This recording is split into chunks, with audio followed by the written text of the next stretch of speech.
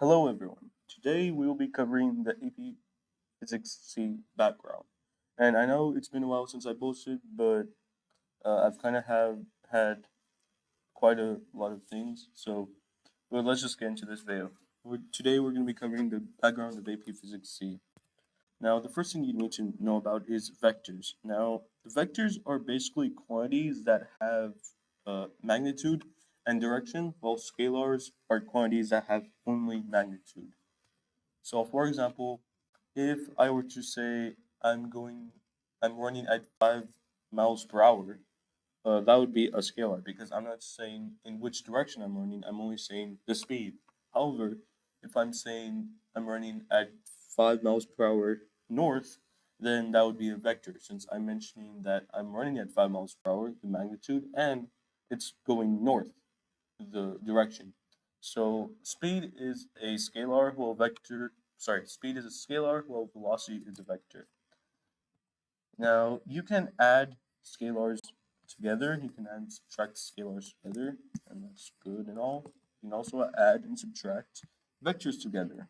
You put the when you're adding two vectors, you put the you put the tail of the second vector on the head of the first vector, as shown. Let me put my laser pointer. You put the tail of the second vector to the head of the first vector. So like that, and then you go from the tail of the first vector to the head of the second vector. This is kind of intuitive because like obviously if you go that way and then that way, that's a sum of like this way is a sum of this and this. So yeah, you can also add vectors together. However, you cannot add or subtract a scalar and a vector because how would you even do that in the first place? So now there are a few operations we can do with vectors, one of which I've said earlier. You can add two vectors. You can add A and B by putting the tail of the second vector to the tip of the first vector, and then go from the tail of the first vector to the tip of the second vector.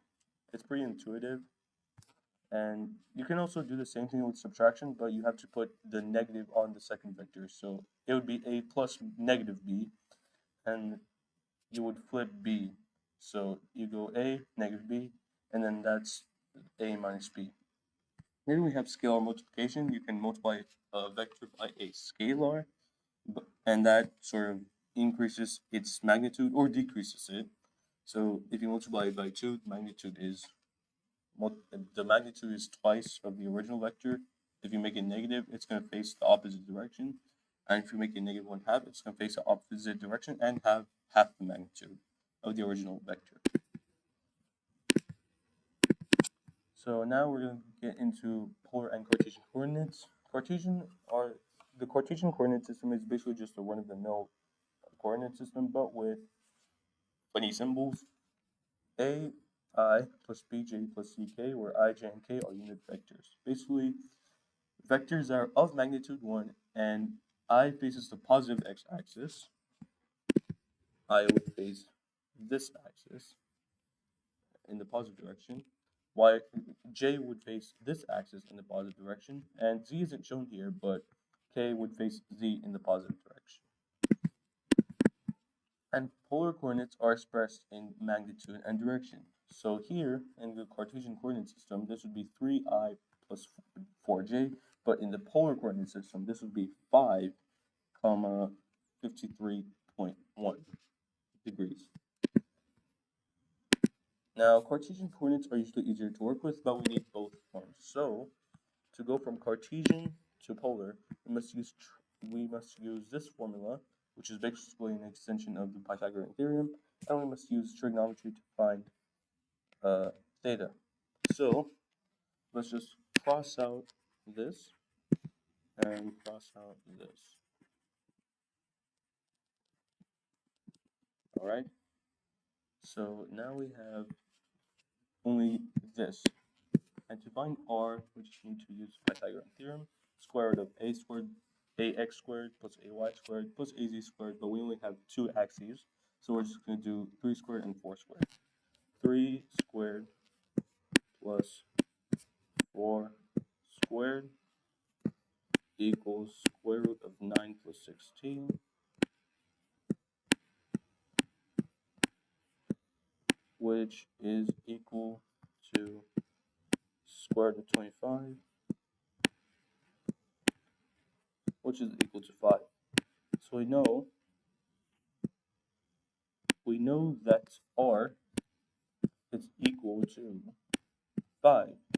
And now to find theta, what we need to do is set up a trigonometric ratio. So we know that sine of theta is equal to opposite over hypotenuse, cosine is adjacent over hypotenuse, and tangent is equal to opposite over adjacent. And what we know, so we're trying to find this angle, and we know the opposite, which would be 4, since that's we know the opposite and the adjacent. Now the opposite of this angle would be the y coordinate, because it's up from the x-axis, and the adjacent side wouldn't be this one, because this would be the height. It wouldn't be this side, since this would be the hypotenuse. Adjacent would be this side, since it's not the hypotenuse. So the adjacent side would be 3, since it's going 3 right from the y-axis. So 3, 4.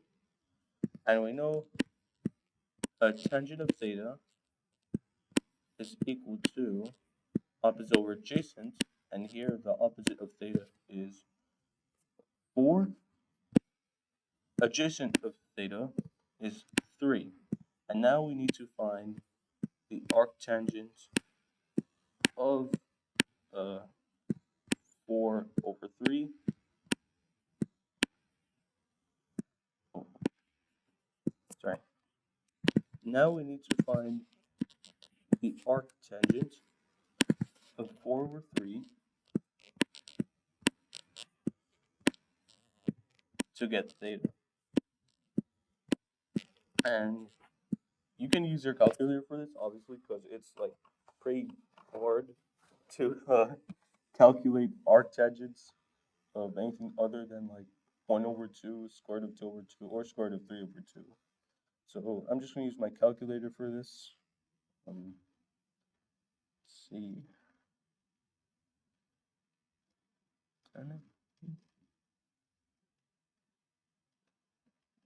And according to my calculator, it would be around 53. Theta would be around 53.1 degrees, which agrees with what is shown in the graph. So the magnitude is correct, 5, and the angle is also correct, 53.1. So that's how you convert from Cartesian to polar coordinates. Now to convert from polar to Cartesian coordinates, you basically have to use more trigonometry. And I'll show you how to do that. This time we only know r and theta, so we don't know the Cartesian coordinates. We don't know the x or the y. So let me just cross this out.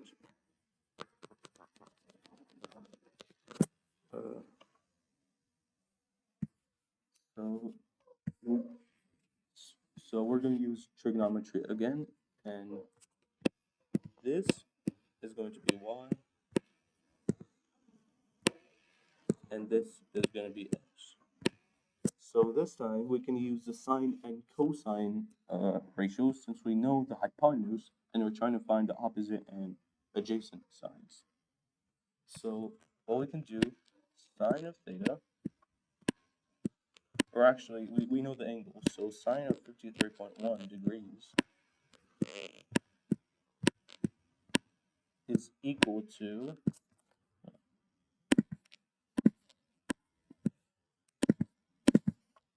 sine of 53.1 degrees is equal to opposite y over hypotenuse, 5. So we know that y is equal to 5 times the sine of 53.1 degrees.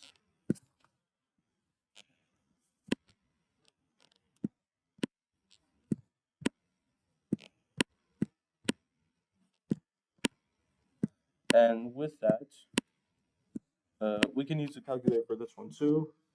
5 times 5 times sine of 53.1 degrees would be 3.9, would be around 3.99, or actually that rounds to, it's actually 3.998, which rounds to 4. So 4.0. So y would equal 4. And our y coordinate would be 4.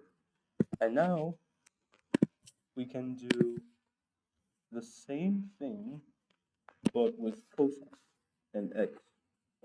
So what we do now is cosine of theta, cosine of 53.1 is equal to adjacent over hypotenuse, and the adjacent is x. So we replace y with x. Cosine of 53.1 degrees is equal to x adjacent over 5 hypotenuse. And now x is equal to the cosine of 53.1.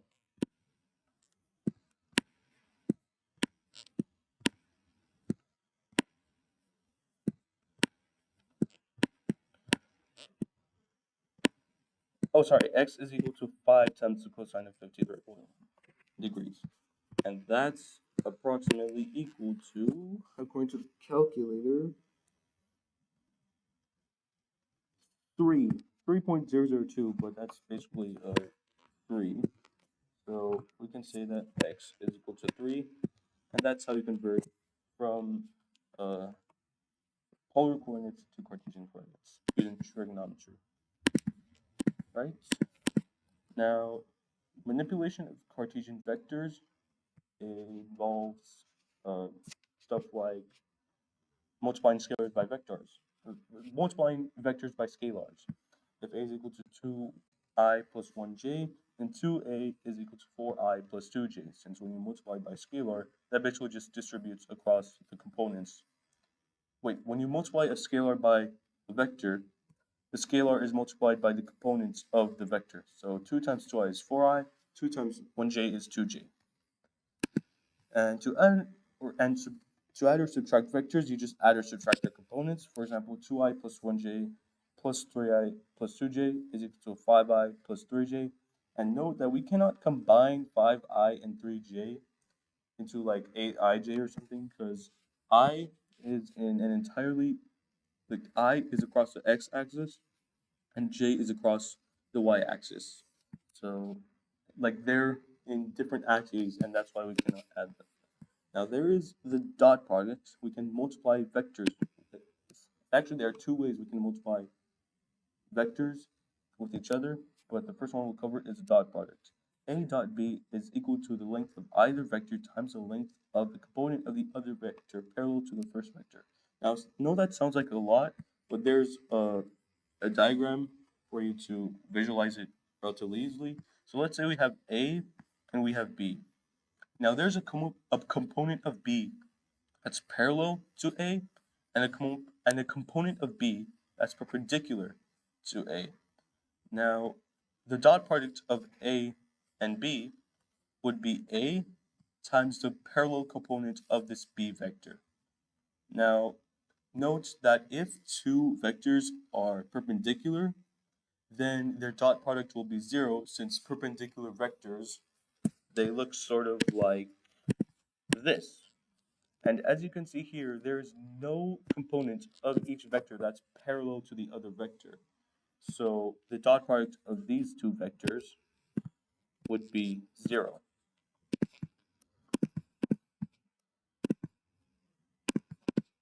In the first diagram, as I've stated earlier, A dot B is equal to A times B parallel, which is equal to AB cosine of theta.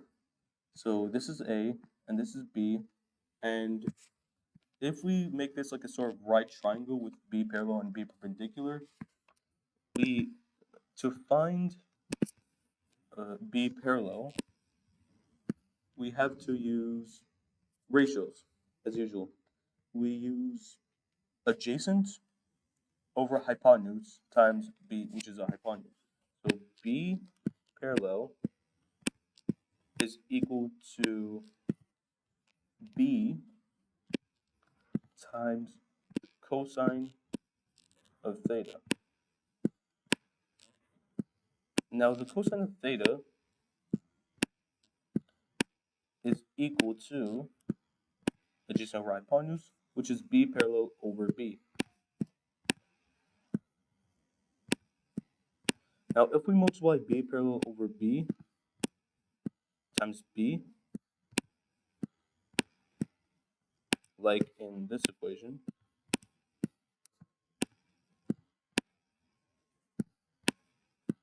we get B parallel,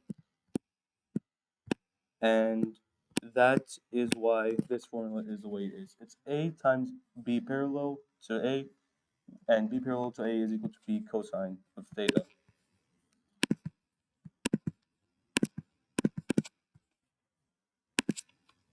Now, in the second diagram, B dot A is equal to B A parallel. So we have B and we have A, and there is a part perpendicular. There's a part perpendicular to B. This is the perpendicular part, and there's a part parallel to B, which is what this arrow is pointing to. And yeah, that's basically how you find the dot product of two vectors, and this is also known as a scalar product since this will result in a scalar. Now, in Cartesian coordinates, where A is equal to AXI plus AYJ plus AZK, and B is equal to BXI plus, like, we're explaining to the components, A dot B is equal to the product of the X components plus the product of the Y components plus the product of the Z components. So X times BX plus AY times BY plus AZ times BZ. And now we're going to get into the cross product. The magnitude of A cross B is equal to the length of either vector times the length of the component of the other vector perpendicular to the first vector. And this, cross product would basically be I times B perpendicular. So, as stated earlier, A cross B is equal to AB perpendicular, which is equal to AB sine theta. And B parallel is equal to B sine theta, because the sine of theta in this case would be opposite over hypotenuse, and this b and the b in the denominator of the sine of theta would cancel out. So just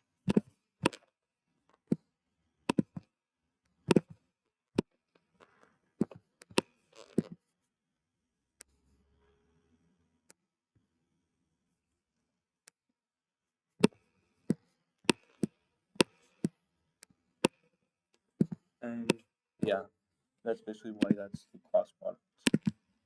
Now this one, in contrast to the dot product, is a vector, and this is why this is also called the vector product. Okay, this was supposed to be cross A, but A cross B is not the same as B cross A anyway, and I'll show why on the sequence. I'll show it on the next slide. The direction of the cross product is perpendicular to both A and B, and concerning A and B line of plane, there are two vectors perpendicular to both A and B, and so we need to use the right-hand rule to find the correct vector, and that will be shown later after we find out how to actually calculate the vector itself. So we have A cross B is equal to negative of B cross A. So this means they're anti-commutative. So if you reverse them, then that's equal to the negative of the original product. However, the cross product is distributed, so A cross B plus C would be equal to A cross B plus A cross C. And A cross A is equal to 0 because if we try to multiply perpendicular, if we try to multiply a vector by the perpendicular uh, component of itself, these two are parallel to each other. There is no perpendicular component. So A cross A would equal to 0. And another thing to note, if two uh, if two vectors are perpendicular and you try to take the cross product, uh, the magnitude will be basically the magnitude of this vector times the magnitude of this vector. Since sine of 90 is equal, sine of 90 degrees is equal to 1. So if I, j, and k are represented in the image, I cross j is equal to k, j cross k is equal to I, and k cross I is equal to j. So you could kind of just like sort of shift them this way. So this goes that way, this goes that way, and this goes that way. So ijk, jki, and then same thing with here, ki, j.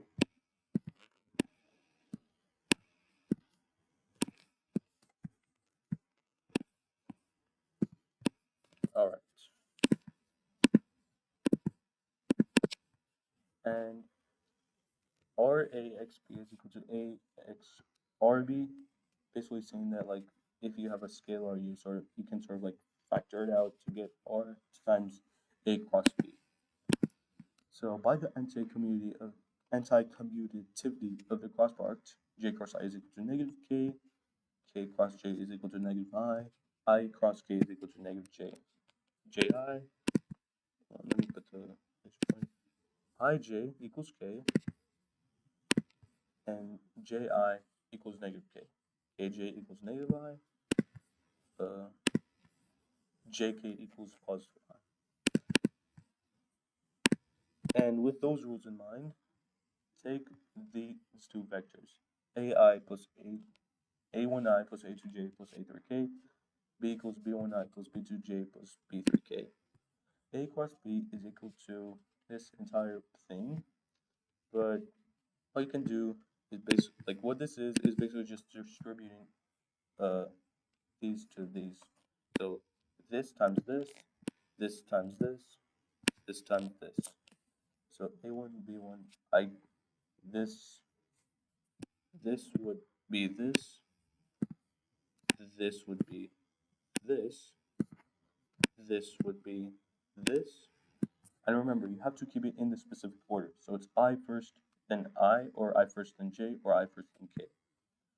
And then we do the same thing for this one. And you basically get the point. The first one would be this one. Second one would be this one. The third one will be this one. And it just goes on and on until we have 9 terms. Now we can cancel out some of these terms. For example, I cross I is equal to 0, so we can basically delete this. J cross J is equal to 0, we can cross this. And K cross K is equal to 0, so we can cross this. So basically A1, B1 crossed out, A2, B2 crossed out, A3, B3 crossed out. So now we have A1, B2, A1, B3, B1, 2, B3, A3, B1, A3, B2. So I cross J, as stated earlier, is equal to K. J cross K is equal to I, and K cross I is equal to J. And now we have the sort of reverse products. Now, J cross I is equal to negative K, I cross K is equal to negative J, and k cos j is equal to negative I. And what we can do now is, this is a cross product of two vectors, and what we can do now is sort of like factor them. So a2b3 minus a3b2i plus a3b1 minus 1a minus a1b3j plus a1b2 minus a2b1k. Now honestly, this is kind of easier to memorize than the entire process, but if you like know the process, then that would definitely could definitely help in reaching this process quickly, like reaching this product quickly, because you now know the logic behind the cross product. And also the right hand rule. This is a video I made. All right, so today I'll be covering like the thing about the cross product is that like there are like it's basically asking for the vector that's perpendicular to both vectors that are like shown in the cross product. Like let's say there's a x b and it looks something like this. And then that's vector A, and that's vector B. There are two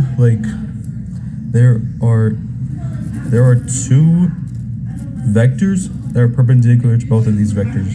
There's one going up, and there's one going like down. So like let's say this is a plane. Well, typically it is. The perpendicular vector can go up or down. So to determine which way it's going, we take the first one and then we try to curl our fingers towards the second one, and then our thumb will point towards the correct vector. Like for example, we start with A, and I can't curl my fingers this way, but if I turn my hand around, A curls into B, and my thumb is pointing down. So And that's basically just the cross, that's the right hand rule. Now, I don't know if okay, yeah, I also did this for b cos a, and this time we're gonna start from B, curl fingers towards A, and our thumb is now pointing up. So yeah, that's basically just what commutative means is that like with commutative you could like shut up. Anyway, so now we're gonna get into unit analysis. This is way easier. All measurements and observable quantities have units, because how are you gonna measure them? And remember, like when you're trying to solve these questions, remember what the question is asking. If the unit is wrong, the answer is also wrong. For example, if it's asking for the velocity in miles per hour, but you have meters per second squared, that's a unit of acceleration. So your entire answer is wrong because your unit is wrong.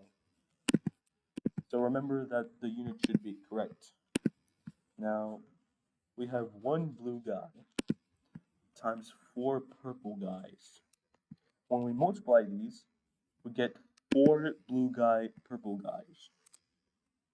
And this is basically saying that like when we're multiplying two quantities with different units, we multiply the units together like this. So for example, let's say we have force. F equals ma. And since m has to be in kilograms or just a unit of mass, and acceleration is going to be in meters per second squared, the unit of force would be in units of kilogram times meter per second squared. And in a similar fashion, if you're dividing two quantities, then you also have to divide the units as well. So let's say we're trying to measure the acceleration by taking like the average of two velocities. So we have the difference in velocities is, let's say, 14 meters per second, and the change in velocity occurs over 2 seconds. Now this would be 7 meters per second which is 7 meters per second squared. All right. Now we're going to get into when you're adding two quantities, you can only add quantities with the same units together. So 14 blue guys plus 7 blue guys is equal to 21 blue guys. However, you cannot add different units together. So this is correct, and this one you just cannot do. And this is the same thing for subtraction. And when you're putting in the argument of an exponential function like e to the 10, you don't put the unit in the argument. Now you can do e to the power of 10 meters here, like outside. So e to the power of 10 meters. However, you cannot put the m inside since that doesn't really make sense. Think of it this way. E to the power of a second, e to the power of a meter. That doesn't really make much sense at all. So the you cannot put the units inside the argument of an exponential function. Now, this is the same thing for trigonometric functions. Like, think of it this way. Sine of a meter. Sine of 2 seconds. That doesn't really make sense either. So, the same rule applies with trigonometric functions. Now, I mean, the units, I know radians and, like, degrees would be the unit for sine and cosine, but other than that, like, but that's because those are like actual measures of rotation. And even then, if I'm not mistaken, a radian is just like a meter per meter. So even then, a radian is technically like unitless. So yeah, you cannot put like seconds or meters or kilograms in the argument of a sine function. Now, there are two strategies to unit analysis.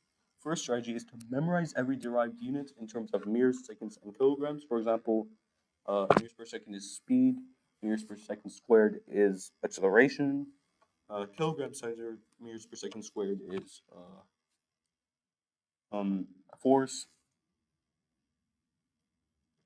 seconds to the power of -1 is hertz, let's say, and the second strategy is to derive the relationships between units from formulas. For example, we have F equals ma, and we can use that to derive that force divided by mass must have a unit of acceleration. Now, the pro to the first approach, memorizing every derived unit, is straightforward. However, it requires more memorization. Now, the second approach has the pro of not requiring as much memorization. However, it's less straightforward. It requires an actual understanding of the formulas used. Like, for example, if you're doing like F equals ma, you must know that m has a mass unit and that a has an acceleration unit. Now, there are a few a few approaches to problem solving. Here are a few tips. Each variable should be related to the final answer you would expect. For example, you would expect that an object speed after falling a certain distance would increase if gravity increased. Therefore, if the answer has g in the denominator, this should be an indication that the answer might be wrong. Because